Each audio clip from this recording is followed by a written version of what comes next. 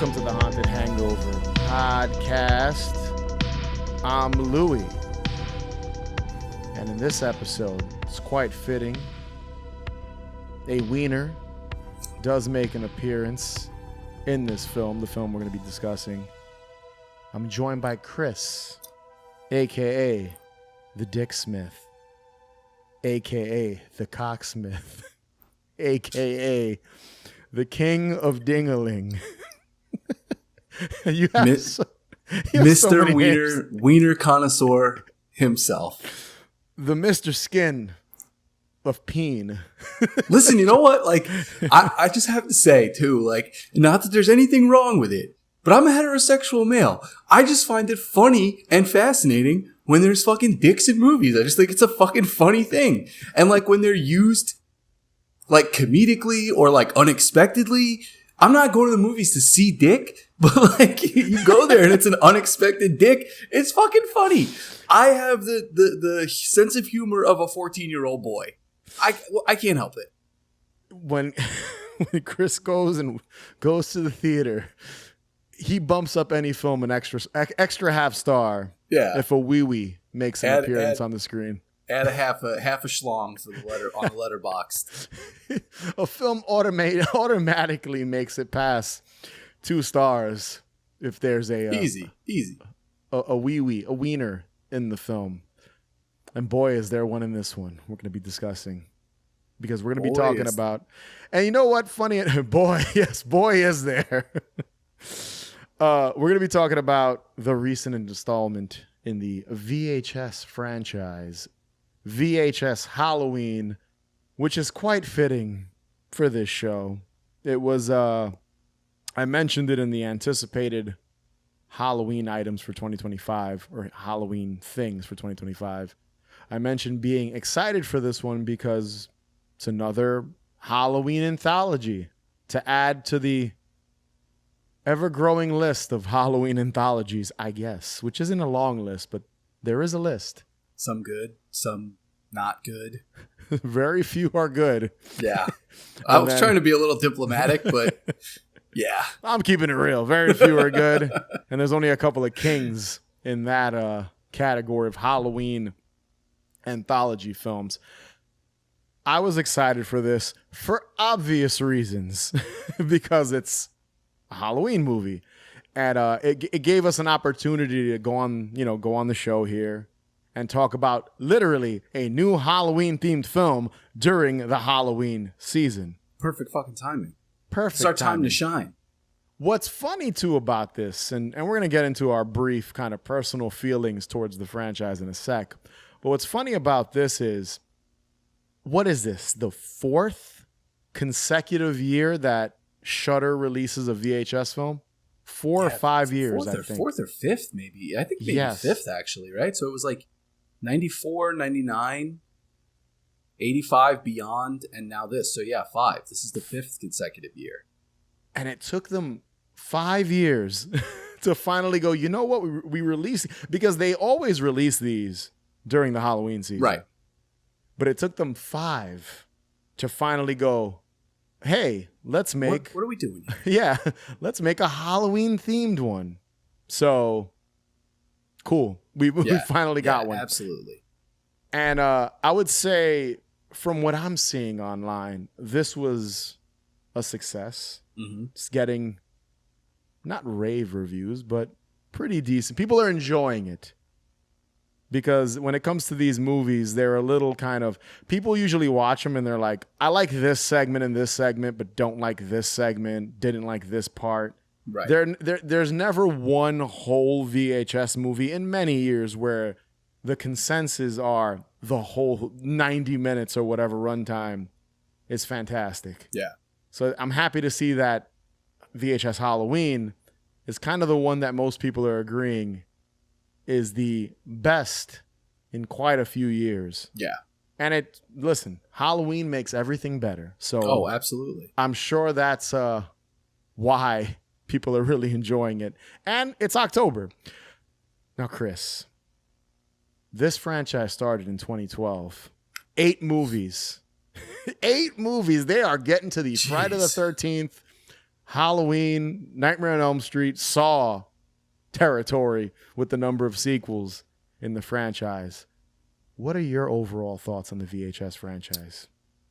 See, that now that you mention it like that, like to put it like that, they're 8 movies into the franchise, and it's like you said, they're reaching like Jason territory. I never really looked at it that way. Like I never looked at it as, I mean, it obviously is a continuing series, but I never looked at it like, oh my God, how many more of these are we going to get? Because I feel like there's, like you said before, there's something to enjoy in each one of them. And I think like the series has had some lows. Like I will say off the bat, like VHS Viral, I think was the 3rd one. I absolutely hate that one from start to finish. I don't think there's like a single good segment in it. But then like, I love that it started as like, I think it was, you know, the group of guys that did the first couple, like Ty West and all those guys. It was kind of like they're just a friend group doing their fun anthology together, right? But now it's kind of evolved into more of like I don't want to say new filmmaker, because like these aren't all new filmmakers across the board. Like they've been doing stuff, but it's kind of more of like a showcase now, right? Whereas before it was, you know, not linear, but it was like one narrative thing that these guys came up with, right? But now it's kind of a showcase of different directors, maybe some that you haven't quite heard of in like America or in the horror world. And I think that's the cool part about it, is like you can keep this franchise going by doing it that way, right? You pick a theme and you go out and you're like, hey, A, B, C, D director, this is the theme.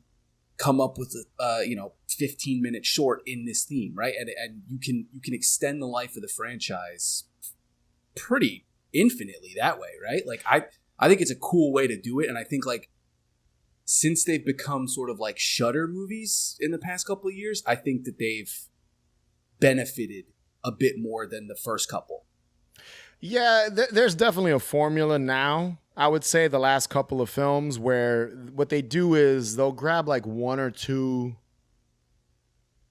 I wouldn't say like well-known, but in the horror verse, relatively popular horror directors. Like, was it Scott Derrickson last year, I believe, who's like directed Marvel movies and stuff. Right. So like they'll get one big director, big director, and then get, I would say, one or two indie filmmakers that maybe only directed a short film or a really low budget independent feature that was popular or kind of popular. And some of these filmmakers, I've never even heard of some of them, honestly. And there's a couple I have.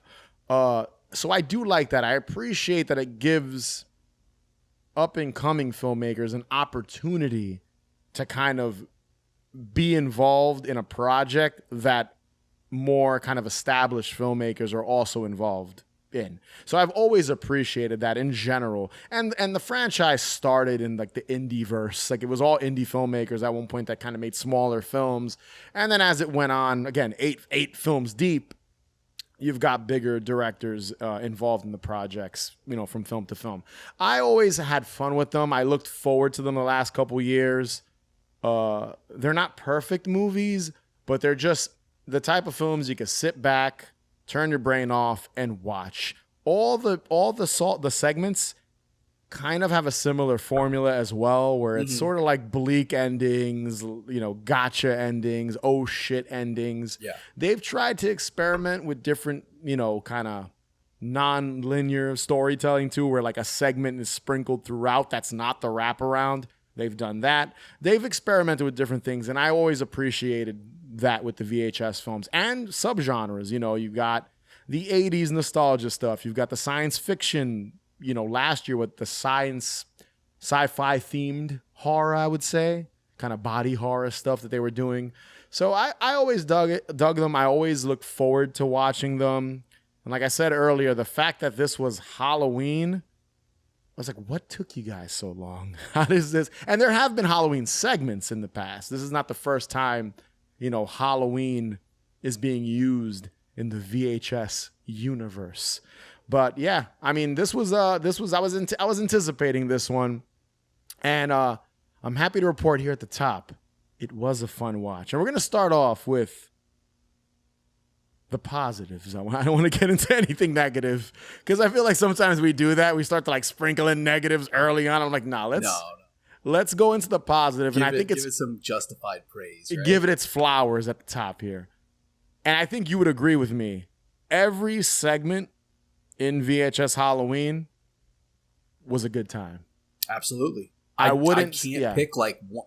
I mean, there's some that I like more than others, right? Pick. Right. Yeah. But I don't think there was one where I was like, God, get this over with, or like fast forward through it or anything like that. Like solid start to finish.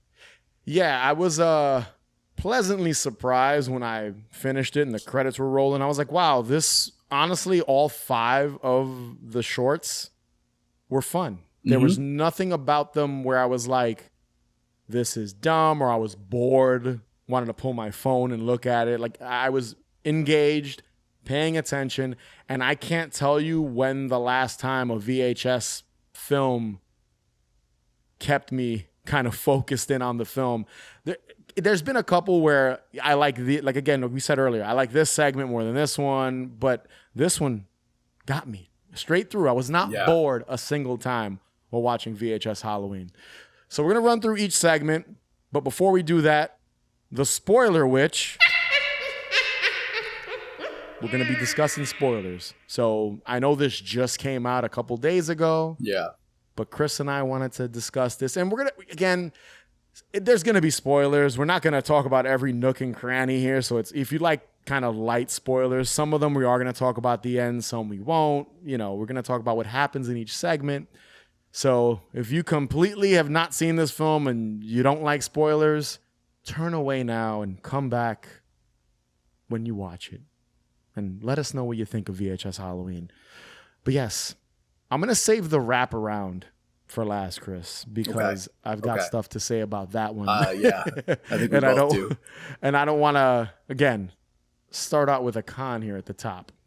So segment 1 was titled, or is titled, Coochie Coochie Coo, and was directed by an independent filmmaker, smaller filmmaker, a more unknown filmmaker. I believe it's pronounced, and Chris, you can correct me if you think the pronunciation on your end is better, Anna Zlakovic.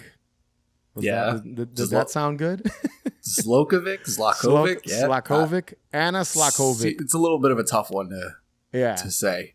I looked up her IMDb, and it's a lot of short films. There was an indie feature on there. So someone that's been involved in filmmaking for a couple years now. So again, an unknown filmmaker. I said it earlier. I'm reiterating it. I love that they put indie filmmakers and a female filmmaker, which is awesome. I think they've been doing that the last couple years. They always highlight a female filmmaker or two. And in this movie, there's 2 of them. Yeah.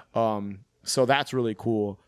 So this segment, basically, and this is a trope with the VHS franchise, and you're going to hear me kind of, as we run through each segment here, I'm going to repeat myself a little bit, kind of what the main protagonists are in each one of these segments. So you've got 2, in Coochie Coochie Coo, you've got 2 college-age girls. I believe they just graduated high school and are going to college, so like 17, 18. And they want to have one last hurrah on Halloween, so they dress up as babies, and they wreak all kinds of havoc. This is, again, something that happens in almost all of the VHS films where the main characters are these obnoxious young people, cursing, calling each other dude, and like breaking shit and stealing shit and being vulgar. Yeah. It happens, I think every single VHS movie has characters like this. I don't know why this franchise, for the most part, there's always like 1 or 2 shorts that don't have any of that. But for the most part, you've got annoying young people. Yeah. I'll tell you why. Because it's fun to watch them get their comeuppance. Yes. Right? And that's exactly what it's always why. about. Yeah. Again, a formula to all of these segments in the entire franchise. So these 2 girls dressed up as babies, they're warned by a group of trick-or-treaters who tell them to watch out for the mommy because she's kidnapping people. So there's this sort of like crypto creature thing in this town, this legend, this boogeyman, Bloody Mary type figure that you have to watch out for because she's kidnapping people. And they stumble across a house. They're tricked into entering the house with treats, and they think it's a haunted attraction. They get locked in said house and come across a creature who lactates, who has a couple of boobies, not just a set. There's about six or so. I think, yeah. Yeah. Couple of boobies that are constantly lactating. She kidnaps them along with a couple of other people that were kidnapped before our two leads here. And basically, it's a cat and mouse. For a good chunk of this segment, it's cat and mouse. They're in this house. They're trying to stay away from the mommy monster creature. They're trying to stay away from this man baby. Then they come across a cheerleader or a trick-or-treater who was a female trick-or-treater. I think she's dressed as a cheerleader, or she was a cheerleader. I think she's dressed as a cheerleader. And they find her, who's also like an adult baby. And then there's a backstory about the mommy being killed in the town while she was pregnant. Very loose. And pregnant by rape. Yes, too, pregnant by rape. Yes. And then hung, I believe. And it's, again, a little ambiguous. You kind of get it told through dialogue and imagery, and you see a noose at one point. And that's basically, I don't want to spoil what happens at the end of the segment, but that is a good chunk of Coochie Coochie Coo. Now, I thought the most effective thing about this segment was the Coochie Coochie Coo mommy monster, because she constantly she says it a couple times in the segment. She says Coochie Coochie Coo. Mm-hmm. There's that one shot of her where I think the girl pans the camera, because again, all these movies are found footage. She pans the camera, and I think you see it, like you see the mommy on the wall, and then she slowly vanishes. I think the camera moves one way back, and she's gone now. Mm-hmm. And then just the way she looked with the 6 boobies and the lactating constantly, really gross, kind of standard VHS stuff, kind of what you would expect. It was almost, I would say, in line with like Barbarian. Oh yeah, absolutely. Yeah, you're gonna get a lot of that comparison for obvious reasons, right? Like they both deal with that similar like monster mom thing, but I think this was not that Barbarians is not creepy, but it is just a person, right? Like this is a supernatural entity. So yes. I think that it's got the edge there. They definitely stayed away from the breastfeeding. I won't go any further than that, because I think if they would have done that, there would have been even more Barbarian comparisons with this segment. I dug it, man. I thought it was good. It was creepy. This is, dare I say, out of all of them, the most creepy in the atmospheric category, like seeing something in the distance, creepy visuals. It's dark. Them swapping the camera back and forth and going through different rooms, locking them. Her kind of chasing them through the house, moving slowly, and them going to different areas until finally shit hits the fan. Yeah. And then the man baby with the diaper. That was pretty bizarre looking, but wild. I dug it. It was creepy. That one visual of him like biting the wall. Yeah. And then they're just looking at him like, what the fuck is that? And they're so confused by everything. I dug it. Again, Halloween plays into really just the beginning and when the mommy strikes, kidnaps people, right. Basically. That's how Halloween plays into this segment. Again, annoying young people getting their comeuppance, like you said, Chris, by ignoring the warning of the trick-or-treaters. It's kind of the moral of the story. I do like, and we'll move on, I do like that they were dressed as babies. Just to play into the whole, they were going to be, again, don't want to spoil too much, but they were going to end up sort of like her babies. I did like that. All right, next segment. And I'm going to butcher this too. Ut Supa Sic Infra, directed by Paco Piazzo of Wreck fame, another found footage franchise that there's been, I don't know how many, a remake. There's been so many Wreck films at this point. I don't think he's directed all of them, but a good chunk. I think maybe one or two of them, or maybe all of them. I don't even know. But he started that whole kind of Wreck franchise. This was the more, I guess, yes and no, kind of straight, because there's another one that comes up later.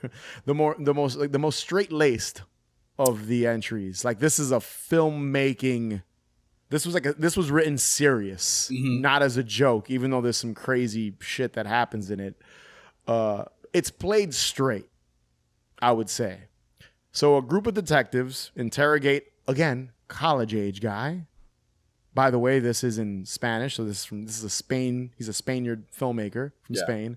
So this is all subtitled. So if you don't like subtitles, you won't like this segment. I know there's people that don't like foreign stuff because they don't want to read. But yeah, detectives interrogate a college-age guy who's the only survivor of a massacre at a Halloween party with all the victims' eyeballs going missing. They take this young dude to the scene of the crime, where we slowly learn that he was possessed by a psychic who uses a mysterious phone as sort of a vessel to get across to people, which is how they possess them, which is how this force possesses humans. Here, the college guy kills all the cops, again, removes eyeballs, and there's some more stuff that happens. This segment I did enjoy. Mm-hmm.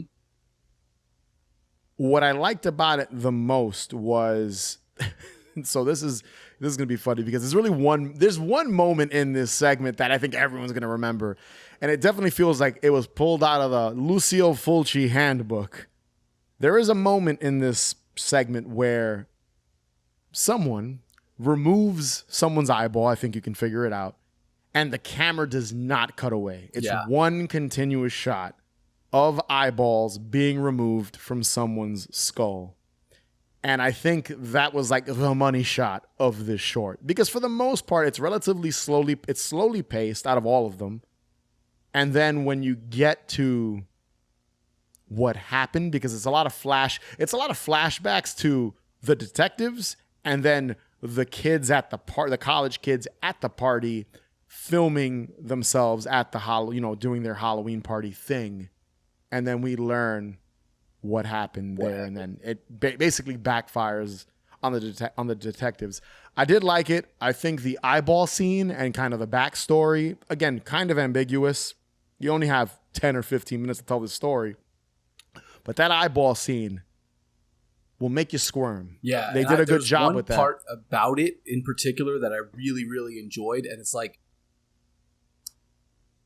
I'm sure that it in the filmmaking of it may not have been the best like take of it. Like if you watch, the hand, whoever the person is that's doing this, fumbles with one of the eyes as it's being pulled out. Yeah.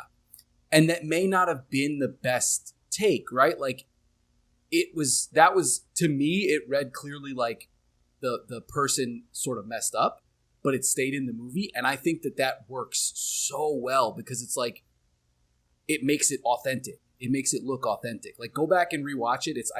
I want to say, so the camera's like on this side of the face here, right? And then it's this eye. The hand kind of fumbles a little bit to pick the eye up. And maybe I'm overthinking it. I think it was just the actor behind the scenes like missed a cue or like dropped something as they were trying to pick it up, right? Because that happens. But it works so well in the context of what's going on that it immediately, like when that part happened, I was like, damn, this is so good. Because like it really sold that the realism of it. Again, this had to have been a Fulci-inspired piece. There, again, besides the eyeball ripping, we also get eyeball vomiting. Mm-hmm. So a call back to, City of the Living Dead, a.k.a. Gates of Hell, where there's intestines vomiting in that. You get eyeball vomiting in this. Then you've got the infamous zombie eye splinter, where the camera doesn't cut away when the splinter goes into the eye. You've got eye gouging in this. The camera does not cut away while the eye is being ripped out. I did not notice the fumble, so Thanks for pointing that out, Chris. I didn't even know it. When I watch it again, I'll probably keep an eye out. Hey, there you go. Keep an eye out for the mess up in the eye gouging. But again, the authenticity, these are all independently produced shorts too. So they're not working with millions of dollars to produce each one of these. So, and they're all very small contained stories, 1, maybe 2 locations, and that's it.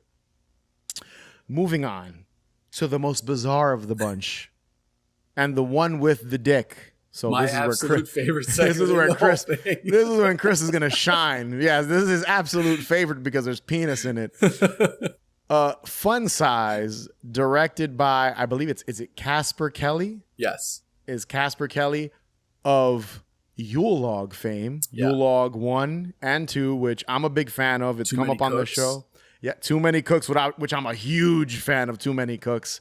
I love this dude's weird, bizarre, Adult Swim, late at night, strange shit he does. And Fun Size did not disappoint. It's definitely in vein of Yule Log and Too Many Cooks in just the nuttiness of it. And just I think knowing that is like, you have to know that going in. So like, before you break it down, I was talking earlier, and I'm sure you were too. I was talking with a friend and frequent guest on the show, Jason of True Horror, and he was saying that this was not his favorite segment. But then I was like, we were talking about it, and I was like, oh yeah, Casper Kelly, the guy who directed the Yule Log, and he's like, oh, that makes so much fucking sense now. Yeah. And it's true. Like, when you know that, it kind of changes the perception of why it's so wonky and weird. Yeah. It's just bizarre. I mean, Too Many Cooks, and we can go off on a tangent on this guy's stuff, is just a weird, late night, strange short film. And the Yule Log movie, again, if you watch Adult Swim, you know the strange shit that plays at 3 a.m. Mm-hmm. This would fit perfectly with all of that. Again, there's even one like special effects shot that looks exactly like the Yule Log flying and killing people, right? Like that, it's the same thing. I think Yule Log popped up last year when Manny and I did like a recap at the end of the year films, and I talked about my love for Yule Log 2, the second Yule Log that came out. Hopefully there's a 3 coming out or something else weird from Casper Kelly besides this segment, Fun Size. So we're back to another group of obnoxious college-age people. This time we've got 2 couples. One seems pretty happy together, and the other is in a forced engagement that she does not want to be in. They go out trick-or-treating and come across a house with a "Please take one" sign. They investigate the candy and notice it's a bit off. And the names are unrecognizable. It's all like, it looks like knockoff Halloween candy. With one piece, because one of the male characters takes a candy. This is Chris's moment right here. Yeah. He pulls out the candy and it looks like a chocolate wiener. This guy blows it. He bites into it, and a white cream so gross from the chocolate penis. This was gross on purpose. Oh, yeah, of course. So they're looking into what this candy is, and they're doing, search on Google, and they're talking shit about taking one piece. They're going to take more, and they're looking through the bowl. This bowl springs to life and swallows all 4 of them. And they end up in a fucked up warehouse where they're killed one by one, sort of, by this messed up mascot with like a red smiley face head and this like little person. Gummy head, right? He's candy. It's like a gummy head. And there's like a little guy with a chocolate bar head, it almost looks like. And what they're doing is chopping up their bodies and turning them into this candy and giving it out to trick-or-treaters on Halloween. Yeah. So strange. We see the dick candy bar being made in the film with the caramel and the chocolate. And then there's even a scene where the girlfriend of the guy is like, these are his balls. The dick and balls are 2 separate pieces of candy. the dick and I know you were dying of laughter. I genuinely was. Like, I was sitting last night watching this at like, I don't know, like 9:30, 10 o'clock, whatever it was. Like, dying, hysterical laugh at all of this fucking sheer stupidity that's happening in this segment. I mean, it's off the walls, like what we just said about how the one before it was straight laced, and even the one before that was like a little bit more serious and hard. This is just fucking insane, like completely out there. The dialogue is so intentionally bad. At one point, the one girl goes, "I'm just gonna get on the conveyor belt to end this." Like, who the fuck says that? Well, all of his stuff is kind of like that. It's bad acting. You get like that one character that's like a weird old lady that can't act. It happens in Yule Log. It happens in all his stuff. So, I mean, it tracks. This, like you said, it falls right in with Too Many Cooks and Yule Log. It's perfect. It's the most outlandish and the weirdest of this entire group of shorts. And I could see a lot of people saying this is their least favorite one because of how out there and off the wall it is. How tonally different it is from the rest of it. I mean, a dick gets turned into a candy bar that looks like a dick. Not only chocolate, but they have like caramel balls too. Like and you see the caramel. You see in the conveyor belt the caramel fall on it, and then the chocolate on the dick. So that right there explains to you what the hell they were going for. Like when they were writing this script, they were like, "This is gonna be ridiculous." Yeah. Like they know what they're doing. It's just funny. And then the ending, just the last stinger there is funny too. There's like another group of young trick-or-treaters that it involves them in the candy bars. I loved it. Again, if you don't like this guy, if you don't like Casper Kelly's stuff, you're probably going to hate this segment because it's just how fucking weird it is. Weird in a good way. Yeah. All right. Segment 4, which is probably the most bleak. And I think there's a reason for that. So segment 4... Yeah, segment 4 is called, this is the most fucked up of all of them, but it's a little outlandish too, the performances, which is what makes it kind of over the top. So this was directed by Alex Ross Perry, I believe is how you say his name, which is not a very hard name to say. Alex Ross Perry. I just want to make sure I say that correctly. This dude's like an indie filmmaker, not even horror. It's like it's not all genre. It's like dramas and stuff from what I could see. I'm not too familiar with his work. He wrote the Winnie the Pooh movie, yes. the Christopher Robin movie for Disney. This is not a. You can tell this is not a horror filmmaker making this segment because of how fucked up. It's basically, I would compare it to Texas Chainsaw Massacre, like a video nasty, and a lot of it is because it has to do with children being the victims, and unlike the first segment, the Coochie Coochie Coo, that was sort of like kids as well. This is like little children. This is like 8-year-olds and teenagers, which adds to how dark and sort of bleak it gets. Almost, dare I say, tonally a little out of place, but I did enjoy it for a specific reason. So we've got this guy who runs a video store and he helps the town record their kids because there's been this string of kidnappings. So it's like, okay, we'll film your kids and we could use that to help locate them. That's kind of his gimmick. That's sort of what he's going for because he has 2 little girls himself with his wife. He has his own family. So what's going on is the town has orchestrated a trick-or-treat. They can't go trick-or-treating in the neighborhood house to house. So they're doing it at the specific place where there's police officers watching over the kids, get a couple pieces of candy, go home. There, we see some interaction with this guy, with his family. He talks to the police officer, and he ends up going back to his video store. And there, he finds out that one of his employees, the guy who helps him catalog the videos and watch them back, I think he edits them too, if I remember correctly. He's the guy kidnapping the kids. He's filming them, skinning some of them, like he Leatherface style, ripping skinning their faces, wearing it, interviewing himself. There's like shots of little girls, like I'm talking like 8, 9 years old, crying. Teenage girls, like, please leave me alone. It's pretty twisted stuff that this guy's doing. Coming off of the fun size before it to this, is a roller coaster change. Yeah.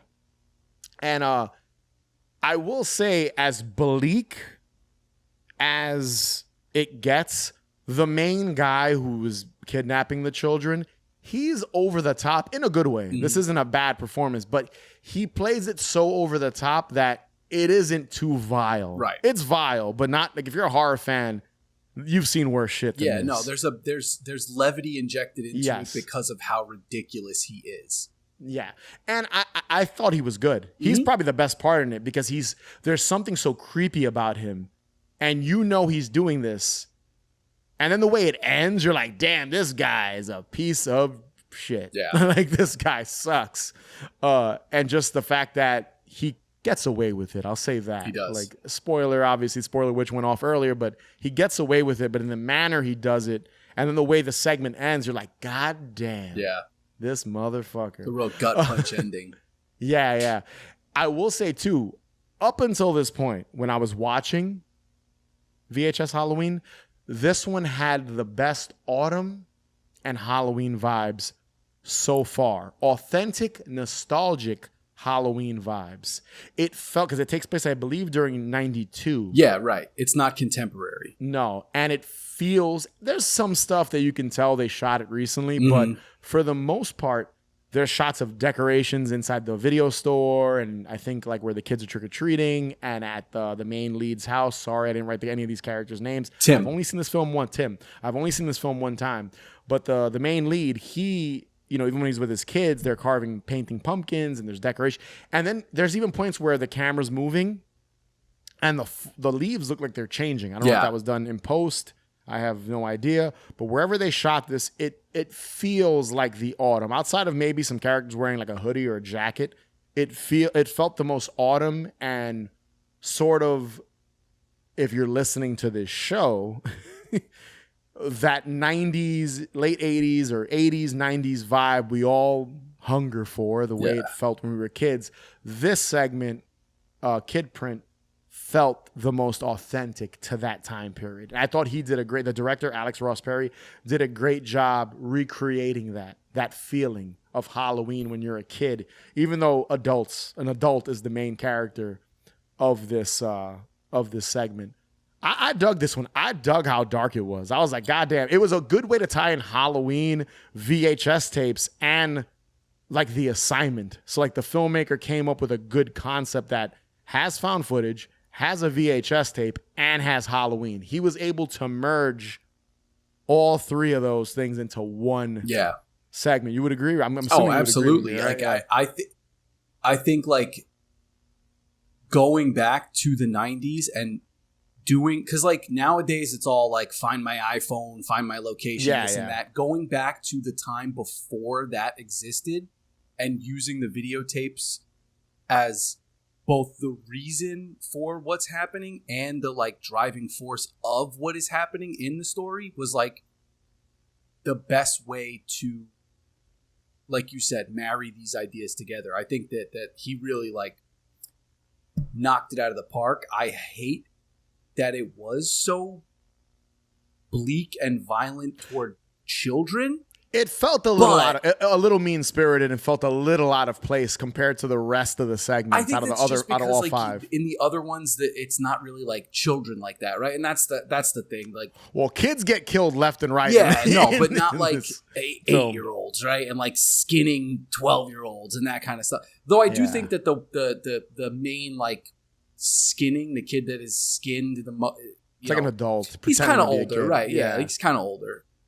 But like, I really thought that it was a whiplash change of pace, but a good one, like from the segment that came before. And I think that's part of the charm of the series in its entirety is you get these different levels and different emotions of things like as the story progresses, right? Like you're like, oh, laughing your ass off at the fucking chocolate covered dong in the last one. And then you're like, holy shit, they're not going to skin a fucking kid in this, are they? And then they do, right? You can tell a non-horror filmmaker directed. You can just tell. This it kind of has a message, right? Like there's it's trying to say something and like highlight an issue that still exists. Kids still go missing. It's just a different concept now, like I said, with technology and iPhones and stuff. But like, I'm curious to know how old Alex Ross Perry is, because it feels like it was made by someone who like lived through that time, right? So like, he obviously is probably closer to our age, a little bit older, but like, there's an authenticity that is not there if you didn't live in that time, right? Like, there's a credibility that he brings to it if it's authentic, right? And I think like it totally felt like you could be watching this on a news report. Yes. It was like an unsolved mystery segment, basically. That goes back to my original point about I just felt the authenticity, especially the Halloween stuff. It just felt like a guy that he knew what he was doing, kind of the way he set everything up and told the story. All right. The next and final segment, and I'll say this now, my favorite one of all 5. It was my favorite. We're going to rank them at the very end of the show, which we'll be getting to in a minute. But this was my favorite of all 5. Home Haunt, directed by Michelin Pitt Norman and R.H. Norman. Now, Michelin Pitt is a pretty prominent figure in the horror zeitgeist scene. She was a model, like a pinup style model. She's a clothing designer. She has like her own brand selling horror merch, t-shirts, clothing, sunglasses, stuff like that. So she's been around. I don't know. I remember hearing about her in like 2010, 2011, 2009. She's been around a long time. So it was cool to see that she and her husband were going to direct a segment in this film, VHS Halloween, because she's also like, if you've ever seen her stuff, she's obviously a big fan of the holiday too. So it was like, who better to direct a Halloween themed segment in this franchise than Michelin Pitt? And I honestly, after watching this, I'm curious to see what they do next. If this almost felt like this could have been a movie into itself. I was just gonna say, I would love a feature length of this particular story, and it's not unheard of for VHS to spin off and do like feature lengths of their segments. So here's hoping. Yep. So Home Haunt follows a family. We've got a father, a son, a mother. I believe it starts in the 70s and then it transitions to the 80s. So we get footage of them in the 70s. So the son's young, and then we jump a couple years and he's a teenager now. And I took it as the 80s. So the father puts together a yearly home haunt. And when the son was younger, he loved it. He was all about it. He helped his dad. He was Igor. He had a hump. He helped him paint a witch. He helped him put the whole home haunt together. When we jump forward, he is this angsty asshole teenage boy who wants nothing. He's over it. Yeah. He wants nothing to do with his father's haunted attraction. He's basically like, he even calls his dad by his real name. Did you remember what it was? Is it? I forget. It's like Keith. I think it's Keith. Yeah, Keith. Yeah, I think it's Keith. Keith and Zach is the son. Yeah. He is like, Keith, I don't want to do this anymore. Leave me alone. But he caves. And even though he's really rebellious, he decides to help his father. And I think his mom sort of handles him like, hey, go help your father. This makes him happy. You guys always do this together. So in an attempt to bring them together, the dad and son head to an antique store to find props for the haunted attraction. And they come across in an old chest, an old like Halloween record. It's Halloween night.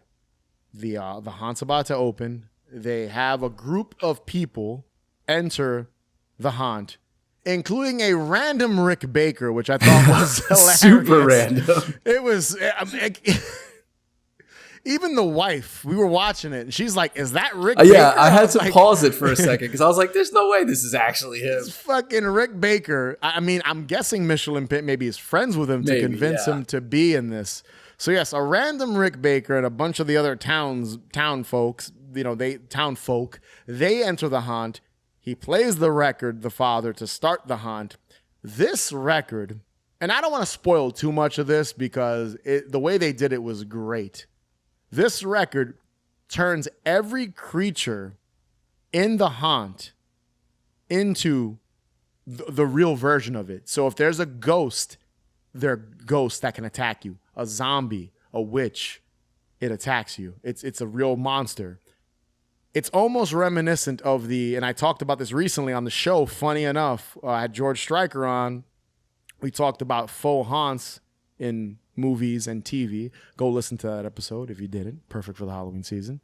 And I talked about the Tales from the Crypt Keeper episode. It's Lost Uncle Russ or something. Uncle yada yada. His home of terror or something. I completely had a brain fart now, but basically it was a similar plot where they enter a haunt and everything comes to life. Everything is real inside the haunt and everyone thinks it's fake. And I just thought that was funny that in that episode of our show, I talked about that segment in a Tales from the Crypt Keeper episode. And then this just so happens to kind of be that in live action, which I thought was cool. The concept, it's almost like Jumanji. It's like, yeah, kind of like a horror Jumanji. Yeah, where all the monsters are real now and but instead of just kind of casually a tiger strolls by you and doesn't hurt you, these monsters want to rip people apart. Yeah. And the way they did this, just the special effects, the makeup effects, they rip a child in several pieces. Someone is covered by a sheet and squashed. I love that it was that. I really loved practical effects. The ghosts were shitty sheet ghosts. Like they didn't come to life and like turn translucent or anything like that. It was just the sheets actually came to life. I thought that was like sort of the differentiator between like sort of like a Night at the Museum kind of thing, right? Like the things themselves just come to life as they are, right? And I think like that was the coolest part about it. Yeah, just the way, and you can tell a lot of this was practical, the makeup effects. There was some CGI in there sprinkled to kind of help hide stuff, you can tell. Yeah. But even, like you said, the ghosts weren't like CG ghost. It was an actual sheet ghost that's attacking people. The witch is an actual actor dressed up to be a witch. And the way they utilized the camera in this, bouncing from room to room, was fantastic. It feels like you're walking through a haunted attraction because they go through different rooms in this haunt. And each one has a different theme. It really worked. And the best part is when you watch it, and I watched this segment twice because, again, it was my favorite one. If you notice, it starts to look realistic. Like they're really in a tomb. It doesn't look like this was made in like someones backyard. No, it looks like a real tomb. They're in like the tower of a castle, like right at the end with the witch thing. And the executioner. Yeah.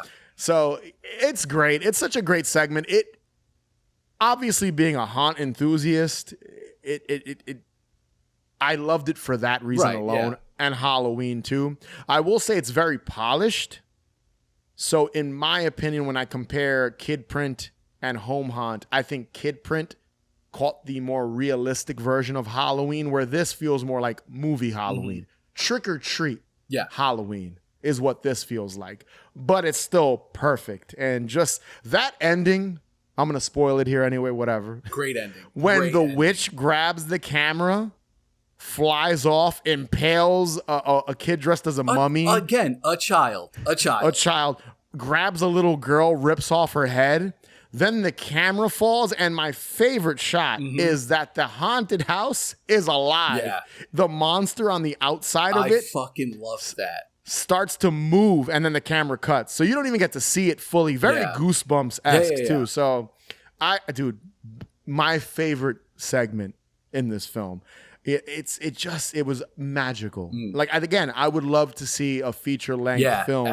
That's what I said again to Jason earlier. Like we were texting. I was like, I would, like they did the Siren one. They did the Kids versus Aliens. Like, I want a feature of this because it would be such a fantastic Halloween movie. Yes. Like, give me it. Give me more. There's a way to stretch it out to 90 minutes. So Michelin Pit. You can do it. You listening? Please do it. I doubt it, but do it. Yeah, dude. Home Haunt was the best segment purely just on the monsters, the Halloween aspect, it being a Halloween record. Yeah. Like it looks like I could pull out a record from my collection. The cover looks identical to what those old Halloween records look like. Just the attention to detail in Home Haunt is what sold me on that segment. And just how it feels like an authentic haunted house. Everything about it just feels obvious. It's very polished. Again, it feels like they shot this on like a back lot or something. But fuck it, whatever. Still great. Still loved it. All right. So the last thing we're going to talk about is the wraparound. Like I said earlier, we're going to save it for last. Not going to shit on it too much because I did like this movie. I did enjoy this movie thoroughly. The wraparound. So it's called Diet Phantasma. And basically what it is, and I will say, I think the VHS films, their wraparounds are usually the weakest parts of all the movies. I think there's been maybe like one good one or two good ones. This wraparound's about a research group from the Octagon Corporation. So you've got this like fake corporation that I think has made an appearance in previous installments. I might be wrong on that detail. I don't know. Whatever. That would be interesting. Whatever. I might be completely wrong. Maybe they didn't, but whatever. It's the research group for the Octagon Corporation. They're launching a new soft drink called Diet Phantasma, which they're testing with different subjects. So like kids and teenagers and stuff. They're putting them in these outfits and in these testing rooms, having them drink this soda. And basically what the soda is, there's ghost, a phantasm, in the soda. And everyone who comes in contact with it dies in gruesome ways. Horrible ways. So every every bumper in between all the segments is them putting this drink in front of different test subjects and them dying. One gets killed by tentacles. Shit goes up in flames in one. One gets their head sucked in and one gets possessed. There's a whole bunch of stuff. But what basically happens is at the very end, one little girl, like 6 years old or something, is able to drink it, enjoy it, and just get possessed by the ghost. It doesn't kill her violently. And VHS Halloween ends, the last sort of post-credit scene or mid-credit scene is a faux commercial for Diet Phantasma that just so happens to be a Halloween commercial. Right. Now, I'm not going to say this wraparound segment was horrible because it wasn't. And I get what they were going for. I get what they were given. This was obviously sort of a like homage or influenced by Halloween 3. Yeah, absolutely. Where there's a thing they want to give to the children and they're testing it out, and kind of like in Halloween 3 with the family that gets killed and the little boy and the worms and the crickets, and it kills all three of them. How do and they commercialize this evil thing? Yes. And it ends with them finally commercializing it with this little girl who makes an appearance in the same commercial. So the girl that survived drinking the soda and got possessed is in the commercial, and I think she says like it's spooky scary good. how good it tastes. It's scary how good it tastes. There you go. Thank you, Chris. I didn't hate this, but I was like, what does this have to do with Halloween? Yes. Yeah, 100%. Like the whole time. There was, give me a spooky mask in the background, a decoration on the wall, like that it was taking place during Halloween in the focus room. Make it a Halloween candy or something. Or a Halloween soda, like Spooky Phantasma or something, anything. And I get it. Like we cover, spooky Halloween drinks here at Haunted Hangover. And I get it. Like you have a drink that's geared towards children and stuff. And they want to use that to kind of take over. I mean, I don't even know what their plan was unless I missed it. No, I don't know. Yeah. But it just felt like an homage to Halloween 3. That's what I took it as, with the commercial and all that, and then the experimenting on different subjects. I just wish they would have said maybe we have to get this done by October 31st. If it's in the dialogue, I missed it. Mm-hmm. But just some hint that Halloween is the reason they're doing this. Yeah. It just didn't feel Halloween-y. It felt out of place, honestly, until I saw the commercial and I was like, oh, okay, this is a Halloween drink. But I didn't take that the first, 4 segments in between the main segments of waiting for that payoff that I don't think justifies it. The way it was shot was great. It looks like authentic VHS. It looks, nostalgic and 80s, 90s. But again, now I saw the movie, so I'm like, okay, I get it. But initial viewing, I'm like, this has nothing to do with Halloween. Yeah. Because they did an experimental one in the previous film with like an alien life force the thing in a on room. The couch. Yeah. So I was like, are they doing something like this again? It felt redundant. Yeah. And just sort of derivative. It was just like, you guys are doing this shit again? Yeah. I will say to the audience at home, if you have not watched this VHS yet, keep your volume remote on standby. I had to mute it a few times because when shit hits the fan in each one of those segments, it's just a constant barrage of screaming. Yeah. And that's fine. It's a horror movie. But I mean, Jesus Christ, it just kept going. That's probably my biggest gripe is how fucking loud it was for no reason. They're getting violently murdered, so I guess that's the reason why it was happening. And stop screaming. It's kind of like Basket Case. When you watch Basket Case now, there's so much screaming from Belial and people being killed in that movie. Yeah, I didn't hate it. It was my least favorite part. I think when I texted you initially, I was like, I hate this. But then I saw what they did, and I was like, all right, I don't hate it as much because I see what I see where they were going with it. It just didn't fit. It didn't feel Halloween-y enough for me, in my opinion. It just isn't. They could have done something better. Fine, you want to do an experimental product that's haunted, make it Halloween candy. Or maybe talk about how they failed previously, which I'm sure they say in dialogue, but just hint that it's a Halloween product. And then at the very end, the commercial was great. They did a great job with that. The payoff works, but it just didn't feel, it felt more like it belonged in VHS Beyond, not VHS Halloween, especially considering all the other segments. Right. So that was my one con. I know you agree with me because we talked about it off air, right? That was kind of your... I think it was again, if I have to pick a least favorite, that's where I'm going to go. The wraparound. Yeah. It's a fair assessment. I think all the VHS wraparounds are pretty lackluster. I will admit, this is higher up on the list of VHS wraparounds. It's might be the best one, honestly, or second best one. I have to revisit all the films. It's been a while since I've watched some of the older ones, but from my memory, this is probably one of the best wraparound segments. And I wasn't even a massive... Like a SWAT team or something? Yes, I don't remember which one that was. That one stunk. Yeah, that one was weird. I don't know. But yeah, there was a cult, I think, in one. Something like that. Yeah, again, not terrible, but I just wasn't enamored with the lack of Halloween. It just felt out of place. All right. Wrapping things up here. Ranking all 6 segments, including the wraparound. We'll include that. Chris, I'm going to start with you. Rank them. Top to bottom, best to worst, or worst to best. Least favorite to favorite, right? Because we're not going to say bad. That's objective. They were all good, subjective, right? My least favorite to my most favorite. I'm going to go wraparound segment, the Diet Phantasma. I'm going to have to put at the bottom. This is tough because they are really good. After that, I'm going to go with Ut Supra Sic Infra, which means as above, so below. Yes, which I forgot to say. Not for any reason. It's not bad. It's still great. They're all great. It's just the other ones that we talked about, I enjoyed more. After that, I'm going to go with Kid Print. Okay. In the middle because of how bleak it is. That's why. It's fucking bleak. Kids getting fucking ganked and shit like that.